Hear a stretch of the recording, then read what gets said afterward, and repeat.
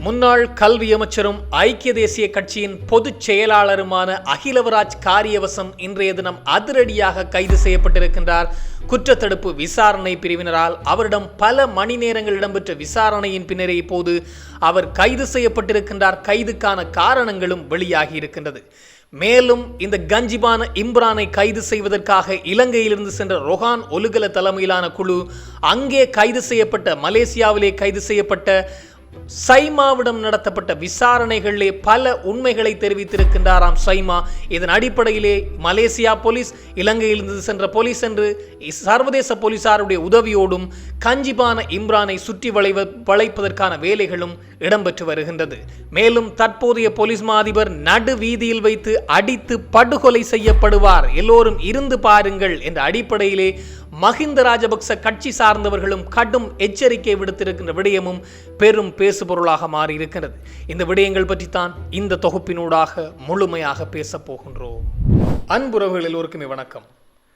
அகிலவராஜ் காரியவசம் முன்னாள் கல்வி அமைச்சர், அதுவும் ஐக்கிய தேசிய கட்சியினுடைய தற்போதைய பொதுச் செயலாளரும் முன்னாள் அமைச்சர், அதுவும் கல்வி அமைச்சராக இருந்தவர் ரணில் விக்ரமசிங்கவினுடைய மிக முக்கியமான ஒரு நம்பிக்கை அல்லது வலது கையாகவும் செயற்பட்டு வந்த இந்த அகிலவராஜ் காரியவசம் இன்றைய தினம் அதிரடியாக கைது செய்யப்பட்டிருக்கின்றார் குற்றத்தடுப்பு விசாரணை பிரிவினரால். அவர் விசாரணை பிரிவுக்கு அழைக்கப்பட்டிருந்தார். வாக்குமூலங்களை பெறுவதற்காக அல்லது வாக்குமூலங்களை வழங்குவதற்காக அழைக்கப்பட்ட போது மகிழ்ச்சியோடு சென்றிருந்த அகிலவராஜ் காரியவசம் பல மணி நேரங்கள் அங்கே வாக்குமூலங்கள் வழங்கப்பட்டு பின்னர் நீதிமன்றத்திற்கு கொண்டு செல்கின்ற போதும் கடும் மகிழ்ச்சியிலே சென்றிருந்தார். அதன் பின்னர் அவரை எதிர்வருகின்ற 18ஆம் திகதி வரையிலே சிறையிலே அடைக்கும்படி விளக்கமறியலில் வைக்கும்படி உத்தரவிட்ட பின்னர் அவருடைய முகமே வாடி போயிருந்த சம்பவங்களும் மிக பெரும் பேசுபொருளாக மாறியிருக்கின்றது.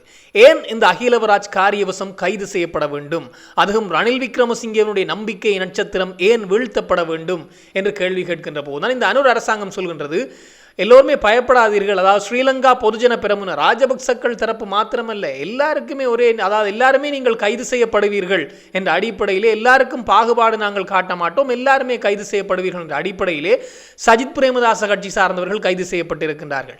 அதே போன்று இந்த மஹிந்த தரப்பு பலர் கைது செய்யப்பட்டு சிறையிலே இருக்கின்றார்கள். 16 வருடம், 25 வருடம், 26 வருடம் என்று மரண தண்டனை அளவுக்கெல்லாம் கொடுக்கப்பட்டிருக்கின்றது. அதே போன்றுதான் இந்த ஐக்கிய தேசிய கட்சி சார்ந்த அகிலவராஜ் காரியவசமும் இப்போது கைது செய்யப்பட்டிருக்கிறார். இது ஐக்கிய தேசிய கட்சி ரணில் தரப்பில் இடம்பெற்ற ஒரு கைதாக இருக்கின்றது. மிக முக்கியமான அமைச்சர், அந்த கட்சியினுடைய மிக முக்கியமான பதவி நிலையில் இருந்தவர் கைது செய்யப்பட்டிருக்கின்றார். ஏன் கைது செய்யப்பட்டார் என்று பார்க்கின்ற போது, ஜனாதிபதியாக ரணில் இருந்த காலப்பகுதியிலே தான் ஒரு மிக பெரும் மோசடி செய்திருக்கின்றாராம். ஜனாதிபதியினுடைய சிரேஷ்ட ஆலோசகராக இந்த அகிலவராஜ் காரியவசம் செயற்பட்டு வந்தபோது, ரணிலினுடைய சிரேஷ்ட ஆலோசகராக அகிலவராஜ் காரியவசம் செயற்பட்டு வந்தபோது அந்த காலப்பகுதியிலே அந்த சிரேஷ்ட ஆலோசகர் அலுவலகத்திற்கு, அதாவது சிரேஷ்ட ஜனாதிபதியின் சிரேஷ்ட ஆலோசகர் அலுவலகத்திற்கு 4 பணியாளர்களை உள்வாங்கி இருக்கின்றாராம். அப்படி 4 பணியாளர்கள் உள்வாங்கப்பட்ட போது அவர்களை அந்த பணிக்கு அமர்த்தாமல் தன்னுடைய சொந்தமாகத்தான் தனக்கு சொந்தமான ஒரு 2 எரிபொருள் நிரப்பு நிலையங்கள் இருக்கின்றதாம். அந்த எரிபொருள் நிரப்பு நிலையத்திலே 3 பேரை வேலைக்கு அமர்த்தி இருக்கின்றார். இன்னும் ஒருவரை பிற வேலைக்கு வேறு ஒரு அதாவது அலுவலகம் தவிர்ந்த பிற வேலைக்கு அமர்த்தி இருக்கின்றாராம். இது தொடர்பாக அவர்களுக்கான சம்பளம் தன்னுடைய சொந்த காசிலே கொடுக்கவில்லை, அரசாங்கத்தில் இருந்துதான் கொடுக்கப்பட்டிருக்கிறது. ஜனாதிபதி செயலகத்தினூடாகத்தான் சம்பளம் போயிருக்கின்றது. கிட்டத்தட்ட 27,68,000 ரூபாய் வரையிலே அவர்களுக்கு சம்பளம் சென்றிருக்கின்ற என்ற தகவல் கிடைத்திருக்கின்றது இந்த குற்றத்தடுப்பு விசாரணை பிரிவுக்கு. இதன் அடிப்படையில் அவரிடம் வாக்குமூலங்கள் புறப்பட்ட பின்னர் தான் அவர் கைது செய்யப்பட்டு நீதிமன்றத்திலே முற்படுத்தப்பட்ட போது எதிர்வருகின்ற 18ஆம் திகதி வரையிலே அவரை சிறையிலே வைக்கும்படி உத்தரவு பிறப்பிக்கப்பட்டிருக்கிறது என்பது மிக முக்கியமான விடயம். அதுவும் அரசாங்க ஊழியர்களாக எடுக்கப்பட்டவர்களை அந்த வேலைக்கு பயன்படுத்தாமல் தன்னுடைய தனிப்பட்ட தேவைகளுக்காக பயன்படுத்தினார். ஆனால் அவருக்கான சம்பளம் அரசாங்கத்திலிருந்து சென்றது 27 லட்சம் ரூபாய்கள், 27,68,000 ரூபாய்கள் அரச பணம் வீணடிக்கப்பட்டிருக்கின்ற அடிப்படையில் தான் இந்த கைது இடம்பெற்றிருக்கின்றது. இன்னும் அவர் சார்ந்து பல வழக்குகள் இருக்கின்றதாம் அல்லது பல விசாரணைகள் இருக்கின்றதாம். அது தொடர்பாகவும் விசாரணைகள் இடம்பெற்று வருவதாக சொல்லப்பட்டிருக்கின்றது. மேலும் ஒரு மிக முக்கியமான செய்தி என்று பார்க்கின்ற போது, கஞ்சிபான இம்ரான் கடந்த ஒரு வாரங்களுக்கு முன்னர் ஒரு மறைமுகமான ரகசிய திட்டம் ஒன்று இலங்கை போலீசார் செய்திருந்தார்கள். குறிப்பாக ரொஹான் ஒலுகல தலைமையிலான போலீஸ் அதிகாரி ரொஹான் ஒலுகல தலைமையிலான குழு ஒன்று ரகசியமான முறையிலே மலேசியாவுக்கான பயணத்தை மேற்கொண்டிருந்தார்கள். அங்கே கஞ்சிபான இம்ரான் இருக்கின்றார் என்ற அடிப்படையில் தான் அங்கே பயணம் மேற்கொள்ளப்பட்டிருந்தது. முதற்கட்டமாக கஞ்சிபான இம்ரான் குழுவை சுற்றி வளைத்திருந்தார்கள். ஆனால் துரதிர்ஷ்டவசமாக அந்த இடத்திலே கஞ்சிபான இம்ரான் இல்லையாம். மாறாக அங்கே 4 பேர் கைது செய்யப்பட்டிருக்கின்றார்கள். அதிலே மிக முக்கியமானவர் கஞ்சிபான இம்ரானுடைய கணக்கு பிள்ளை அல்லது கஞ்சிபான இம்ரானுடைய அத்தனை நிதி விவகாரங்களையும் கையாள்பவராம். நிதி விவகாரங்கள் என்றால் வெறும் எழுத்து வேலை அல்ல. இங்கே யாரை போட வேண்டும், யாருக்கு பணம் கொடுக்க வேண்டும், எங்கே போதைப் பொருளை கொடுக்க வேண்டும், எந்த இடத்திற்கு போதைப் பொருள் கொண்டு சென்றால் பணம் கிடைக்கும் என்ற அத்தனை தகவல்களும், அத்தோடு கஞ்சிபான இம்ரான் கொடுக்கின்ற குரல் பதிவுகளை சமூக வலைத்தளத்திலே வெளியிட்டு அச்சுறுத்தலை வழங்குகின்றவர் இந்த சைமா என்று சொல்லப்படுகின்ற ரத்மலானை சைமா என்று சொல்லப்படுகின்ற அந்த நபர் கைது செய்யப்பட்டிருந்தார். சிறிது நாட்களுக்கு முன்னர் கூட இந்த தெய்வேந்திர முனை இந்த மாத்தரையினுடைய தெய்வேந்திர முனை பகுதியில் இருக்கக்கூடிய விஷ்ணு ஆலயம் தொடர்பாக கஞ்சிபான இம்ரானுடைய ஒரு மிரட்டல் பதிவு ஒன்று வெளியாகி இருந்தது, குரல் பதிவு. அதனை வெளியிட்டவரும் இந்த சைமா தானாம்.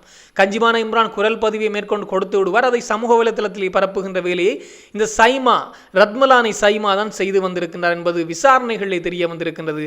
ரத்மலானை சைமாவை தட்டி பிழிந்ததில் அவரிடம் நடத்தப்பட்ட கடும் விசாரணைகளிலே பல உண்மைகளை தெரிவித்திருக்கின்றாராம். இன்னும் கஞ்சிபான இம்ரான் மலேசியாவுக்குள்ளே தான் சுற்றித் திரிகின்றார் என்பதையும் சொல்லி இருக்கின்றாராம். கஞ்சிபான இம்ரானை இப்போது கைது செய்வதற்காக மலேசிய போலீசார் சர்வதேச தீவிரவாதி அல்லது சர்வதேச குற்றவாளி என்ற அடிப்படையிலே அவரை கோடிட்டு இப்போது கஞ்சிபான இம்ரானுக்கு எதிராக தனி நடவடிக்கைகளை தொடங்கி இருக்கின்றார்களாம் மலேசியா போலீசார்.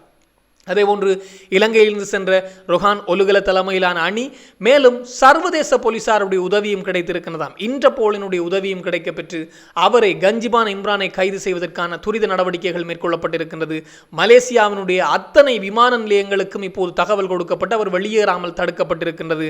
அத்தனை துறைமுகங்களுக்கும் அந்த தகவல் வழங்கப்பட்டு அவர் வெளியே போக முடியாத அளவுக்கு, கஞ்சிபான இம்ரான் வெளியேற முடியாத அளவிற்கு அவரை தடை செய்திருக்கின்றார்கள். அது அவரை பற்றிய தகவலை வழங்கி இருக்கின்றார்கள்.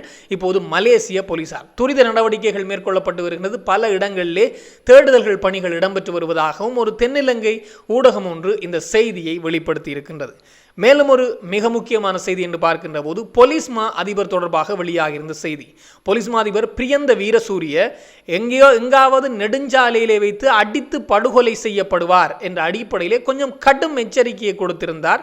இந்த சாகர காரியவசம் என்றால் மஹிந்தவனுடைய எடுபுடி அல்லது மஹிந்தவனுடைய கட்சியினுடைய பொதுச் செயலாளர், இந்த ஸ்ரீலங்கா பொதுஜன பெரமுன கட்சியினுடைய பொதுச் செயலாளராக இருக்கின்ற சட்டத்தரணி சாகர காரியவசம் தான் இந்த விடயத்தை தெரிவித்திருந்தார். ஏன் எதற்காக என்று பார்க்கின்ற போது இந்த அரசாங்கத்தினுடைய நடவடிக்கைகள் முன்னாள் போலீஸ் மாதிபர்களை வஞ்சிக்கின்றதாம்.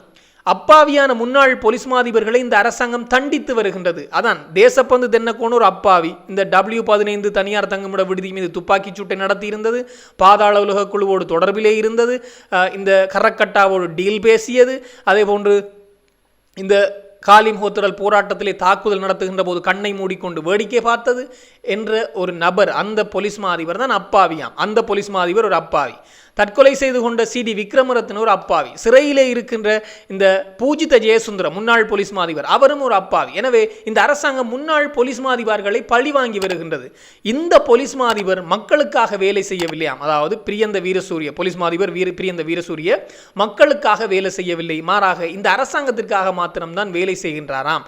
எனவே அரசாங்கத்திற்காக வேலை செய்வதை விட்டு மக்களுக்காக வேலை செய்யுங்கள், இல்லை என்றால் நெடுஞ்சாலையிலே அல்லது வீதியிலே வைத்து மக்கள் உங்களை அடித்து படுகொலை செய்வார்கள் என்ற அடிப்படையிலே கொஞ்சம் எச்சரிக்கையை விட்டிருக்கின்றார் இந்த சாகர காரியவசம். இவர்கள் செய்தாலும் செய்வார்கள். காரணம், இந்த வெள்ளை வேன் கடத்தல், திடீர் விபத்துக்கள் ஏற்படுகின்ற மரணங்கள், பாதாள உலக குழு துப்பாக்கிச் சூடில் ஏற்படுகின்ற மரணத்தின் பின்னால் ராஜபக்சக்கள் தரப்புகள் இருக்கின்றார்கள் என்பது எல்லோருக்கும் தெரிந்ததுதான். இப்போது நான் சொல்கின்ற விடயத்திற்கு எதிராகவும் பேசுவதற்கு, அதாவது இந்த கொமெண்ட்ஸில் எழுது பின்னூட்டலே வந்து பதில் சொல்வதற்கு ஒரு குழு வரும்.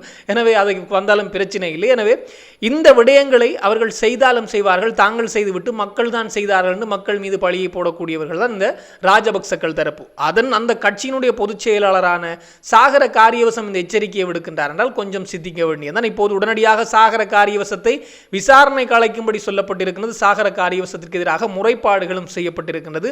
போலீசாரை அவதூறு பரப்பினர், அரசுக்கு எதிரான அவதூறு, இந்த பிரியந்த வீரசூரிய பொலிஸ் மா அதிபருக்கு எதிரான கருத்தை தெரிவித்தார் என்ற மரண அச்சுறுத்தலை விடுத்துக்கின்ற வகையிலான கருத்தை தெரிவித்தார் என்ற அடிப்படையில் அவர் மீது வழக்குகள் பதிவு செய்யப்பட்டிருக்கிறது. அவரும் இனி வருகின்ற நாட்களிலே விசாரணைக்கு அழைக்கப்பட போகின்றார். ஏற்கனவே பல முறை வாயை கொடுத்து மாட்டிக்கொண்டிருக்கின்றார் இந்த சாகர காரியவசம். அரசு என்ன திட்டம் கொண்டு வந்தாலும் ஊடக சந்திப்பிலே அவர்களுக்கு என்ற ஒரு ஊடகம் இருக்கின்றது, SLPP என்று பின்னால் ஏதோ ஒரு இதொன்று மொட்டொன்று சுத்தி கொண்டிருக்கும். அதற்கு முன்னால் இருந்து கொண்டு அவர் ஊடக சந்திப்பை வழங்குவார் இந்த சாகர காரியவசம். அவர் இப்போது இந்த விடயத்தை தெரிவித்திருக்கின்றார். எனவே இந்த விடயத்தில் வைத்து இவரை தூக்குவதற்கான வேலைகளும் இடம்பெறும் என்பதுதான் மிக மிக முக்கியமான விடயம். இது தொடர்பாக இன்னும் பல தகவல்கள் வருகின்ற போது உடனுக்குடன் தெளிவுபடுத்த நானும் தயாராக இருக்கிறேன். இன்னும் ஒரு தொகுப்போடு சந்திக்கலாம். உங்களிடம் விடைபெறும் நான் என்றும் உங்கள் அன்பின் ஈழன். வணக்கம்.